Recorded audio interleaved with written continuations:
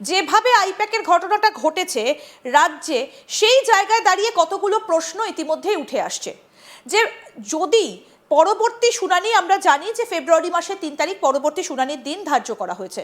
এখন প্রশ্ন হচ্ছে যে কোর্ট যদি মমতা বন্দ্যোপাধ্যায়কে দোষী সাব্যস্ত করে তাহলে তার ভবিষ্যৎ কি হবে।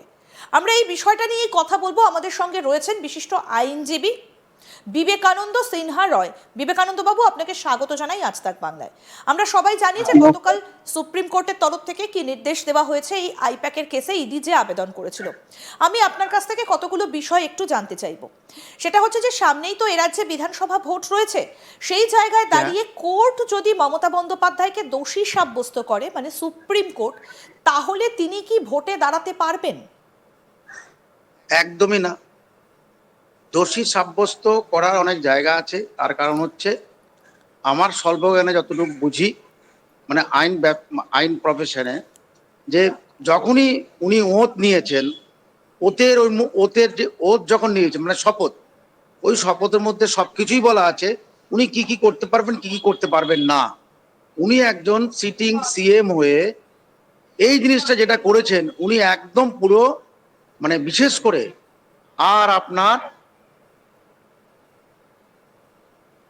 হ্যাঁ স্যার, শুনতে পাচ্ছি, আপনি বলুন। হ্যাঁ, উনি এটা যেটা করেছেন তাতে উনি যে মানে পুরোপুরি সংবিধানের যে মানে প্রস্তাবনা যেটা আছে সেটাকে উনি ভঙ্গ করেছেন একজন সিটিং সিএম হিসাবে। সেইটাই যদি উনি দোষী সাব্যস্ত হন তাহলে কিন্তু উনি ইলেকশন লড়তে পারবেন না। আচ্ছা, আমি এবার আপনার কাছে জানতে চাই যে যদি কোড অফ কন্ডাক্ট চালু হয়ে যায় সেক্ষেত্রে সুপ্রিম কোর্ট কি এইরকম ভাবে কোনো নির্দেশ দিতে পারে? কি রয়েছে আইনে, আমি একটু আপনার কাছ থেকে জানতে চাইব। দেখুন, এটা আমাকে একটু মানে বলছি, এটা যাতে কোড অফ কন্ডাক্ট যদি চালু হয়ে যায়, এর মধ্যে আরো ব্যাপার আছে।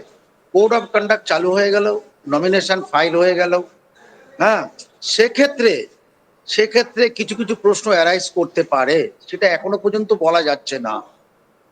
কোড অফ কন্ডাক্ট চালু হলে উনি তখন সিএম হিসাবে থাকবেন, কিন্তু উনি তখন পলিটিক্যাল পার্টি হিসাবে, উনি যেটা বলেছেন যে আমি সিএম হিসেবে যাইনি, আমি তৃণমূলের সর্বময় কর্তা হিসেবে গেছি, এটা একদম ভুলভাল বলেছেন। অর্থাৎ উনি সিএম, তৃণমূলের কর্তা হিসাবে যদি উনি যান, কোনো তৃণমূলের যদি কোনো মিটিংয়ে যান, যদি কোনো প্রোগ্রাম হয়, সেইখানে কিন্তু ওনার যে ডিউটি, মানে উনি তো আমাদের, মানে এই রাজ্যের মাথা, অর্থাৎ সিএম, উনি সব আমাদের। অতএব সেই হিসেবে উনি ঠিকঠাক বলেননি। অতএব কোড অফ কন্ডাক্ট চালু হয়ে গেলে সেটা এখনো পর্যন্ত কিছু বলতে পারবো না। তার কারণ হচ্ছে, কোড অফ কন্ডাক্ট চালু হলে কি হবে না হবে সেটা আমরা অবজারভেশন করে বলতে পারবো। কিন্তু এট প্রেজেন্ট সিচুয়েশনে ওনাকে যদি দোষী সাব্যস্ত হয়ে যান, তাহলে উনি উনার কিন্তু সাজাও হতে পারে। এটাই ওনার সাজা দেওয়ার কিন্তু প্রভিশন গুলো আছে। অর্থাৎ একজন সিটিং সিএম এই জিনিসটা কোনো মতেই করতে পারেন না। তার কাছে, মানে পশ্চিমবঙ্গের জনগণ তথা ভারতবর্ষের জনগণ, ভারতবর্ষের ইতিহাসে কোনো সিএম এটা করেননি আজ পর্যন্ত। অতএব এটা আপনারা বুঝতেই পাচ্ছেন।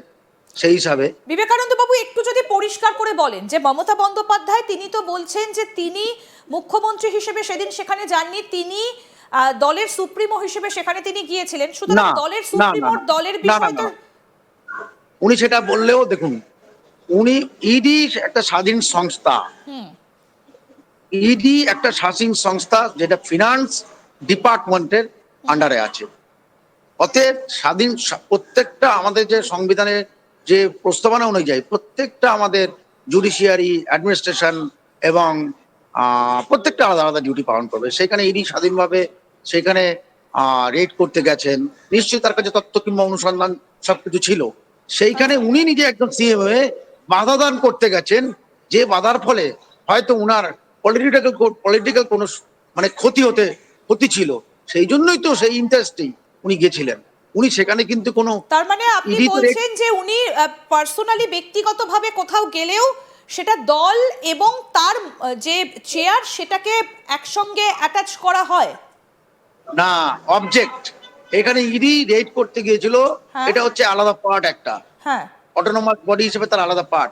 চিফ সিএম সেখানে গেছেন, কিন্তু সেটাকে তিনি তো বাধা দান সিএম করতে। হিসেবে সেখানে যাননি, তিনি তো বলছেন যে আমি পার্টি না, না, সুপ্রিমো সিএম হিসেবে হিসেবে গেছি। গেছেন। উনি সিএম হিসেবেই গেছেন। কি করে হয়? কাজ করছে কে? দেখুন অবজেক্টটা কি? অবজেক্টটা হচ্ছে ইডি রেড করছে। আমি আচ্ছা। তাকে বাধাদান করছি। আমি সিএম হিসেবে বাধাদান করছি। আমি সিএম হিসেবে গেছি। ওখানে ইডির কোনো পলিটিক্যাল কোনো পারপাস ছিল না এবং ওনারও কোনো পলিটিক্যাল মিটিং ছিল না। উনি গিয়ে যে দেখে মানে উনি ওখানে গেছেন, ওনার চোখে আসলো, আমি দেখলাম এই ব্যাপারটা, আমি কৌতূহলবশত গেলাম, সেটাও নয়। যদি কৌতূহলবশত আমি গিয়েও থাকি তাহলে আমি ফাইলগুলো কিভাবে নিয়ে আসলাম? পুরোপুরি একদম বাধা দান করেছে এবং সেখানে ফোর্স করেছে, ফোর্স অ্যাপ্লাই করেছে। সেই দিন অনেক কিছুই ঘটতে পারতো, অনেক কিছুই ঘটতে পারতো, যেটা ঘটেনি। একদম, আমরা সেদিন কি ছবিটা দেখেছিলাম, আমি একটু ছবিটা দেখাই। যে সেদিন তিনি ভেতরে ঢুকলেন, বেশ কতগুলো ফাইল নিয়ে তিনি বাইরে বেরিয়ে আসলেন। আমি সেই ছবিটা একটু দেখাই। এই যে দেখুন, এটা হচ্ছে প্রতীক জৈনের বাড়ির সামনে তিনি দাঁড়িয়ে রয়েছেন এবং ফাইলগুলো নিয়ে তিনি বেরিয়ে এসেছেন। বিবেকানন্দ বাবু, এই জায়গাটা একটু আমি আপনার কাছে জানতে চাইবো যে মুখ্যমন্ত্রী বলে কি তার কোনো রকম কোনো রক্ষা কবচ আছে, তার কোনো ইমিউনিটি আছে? আইন কি বলছে? দেখুন ওনার রক্ষা কবচ তখন উনি থাকবেন, রক্ষা কবচ ততক্ষণ পর্যন্ত থাকবে যতক্ষণ উনি কনস্টিটিউশন সংবিধানের পেরিফেরিতে কাজ করবেন। উনি সংবিধানের পেরিফেরি বাইরে গিয়ে কাজ করেছেন।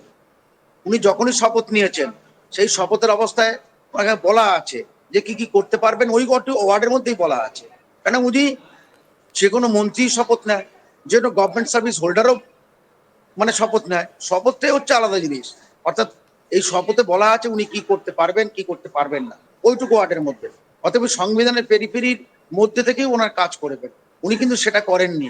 উনি ওখানে ওনার নিজের ক্ষমতার মানে কি বলবো যে একজন সিএম হিসেবে এটা ওনার করা উচিতই হয়নি এবং উনি মোটামুটি ফৌজদারি আইনের মধ্যে এটা পড়ে। এখন দেখা যাক ওনাকে পার্টি করা হয় কিনা কিংবা ওনার এগেনস্টে কোনো এফআইআর মানে কমপ্লেন লজ হয় কিনা, মানে মানে আলাদাভাবে ইডি কি করে সেটার জন্য আমরা ওয়েট করছি।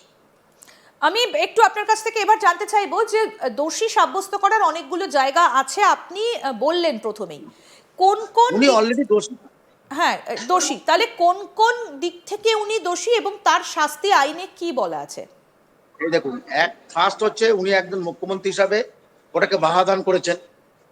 একটা সংবিধানের স্বশাসিত সংস্থাকে উনি বাধা যেটা যে ক্ষমতা মানে দেওয়া হয় সেই ক্ষমতাটাকে উনি উনি বাহাদান করেছেন।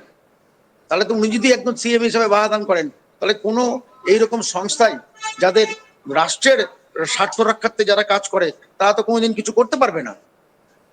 আর এটা হচ্ছে আগামী দিনে উনি যে ঘটনা করেছেন, ভারতবর্ষের ইতিহাসে কোনো সিএম এটা করেননি।